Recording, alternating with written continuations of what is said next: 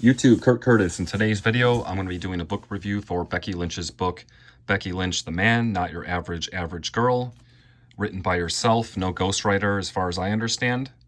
This is the hardcover. Outside of the dust jacket, nothing crazy. I'm just going to go ahead and say this was better than I expected it to be. It exceeded my expectations. I figured it would be good, but it was way better than I thought it was going to be. Now, I was not following WWE when she became what she did, so this obviously is a book, so it goes into great detail. Even if you did know her story, it's probably worth checking this out just to, she goes over everything in great detail from start to finish. And, but yeah, me not knowing her story all the way, I think it just made it better.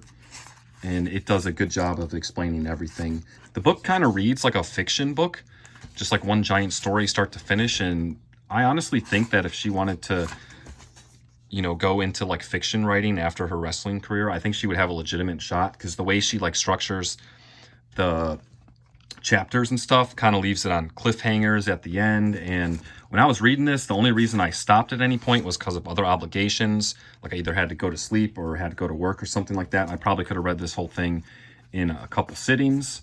And this hardcover is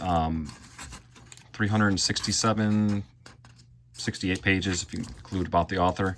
The chapters are very short, which I actually kind of like in a book like this, because it's easy to pick up and just read a couple chapters real quick if you got 15 minutes to kill, so you don't have to feel like you're stopping in the middle of something. There's three main parts to the book. There's season 1, The Growing Years, which basically talks about the start of her life, her family life, and how she got into wrestling. She started wrestling when she was 15 with her brother. And then it goes into season 2, The Wonder Years, where she basically quits wrestling and just works and has like a regular life for a while and eventually gets back into it. And then this shows like how she got into NXT and all that. And then season 3 is Welcome to the Big Time, when she gets to WWE, and that's like the biggest portion of the book. And there's just all stories, and it goes in order, which I really like. So it just kind of like follows her career all the way from her winning the belt, winning the 2 belts. And this basically goes till about I want to say 2022. Yeah, so I am going to mention a couple things. It's not really like spoilers, because for me, it would be a spoiler because I didn't know her whole journey, but like this is all information that a lot of people probably already knew. But so in the first part of the book, The Growing Years, like I said, she gets into wrestling when she's 15 with her brother, and she's doing like indie shows like all across the world, does a couple stints in Japan, and wrestles in Canada and the States and like everywhere, and then quits wrestling for 7 years and then comes back and is only 24 years old. That is wild. I often wonder, like when I was reading this, like what if she never quit and stopped? Like what would her career look like? But still, like even 24 is still pretty young to be in wrestling, so like it didn't matter. Like if she was 30 something and tried to come back, like that might be different. But all of it's pretty crazy too. Like I definitely enjoyed this first part of the book. So many things happen because she wrestled at this one show and met this person, and then 2 years later that person was running this, therefore she knew them and was able to do that. And it was just so many random things like that just led one thing to another, like all throughout the first part, and eventually led to her getting a tryout.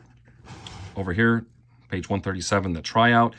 And she actually got into acting. Like after she quit wrestling, that 7-year time, she worked for her mom or her mom's company at the airlines. And like eventually she went to school to become an actress, and I didn't know that. And then she had like some for like a stunt person on the show Vikings, and because of that she just wanted to jump into a ring to just kind of get her body ready. And then because that person she knew before got her a tryout. And it's just so weird how just like one thing leads to another. One thing I did appreciate about this is the detail on everything.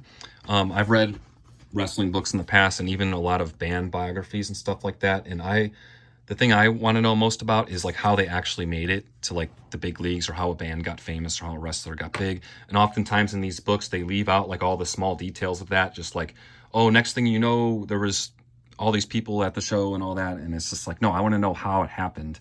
And she goes over all that in great detail. So I really appreciated that. So throughout the book, though, like, I know we think of these people as like these super confident, larger than life performers and all that. But like a good portion of this book, she's just talking crap about herself and how she sucked, especially in her NXT training days, how she was terrible.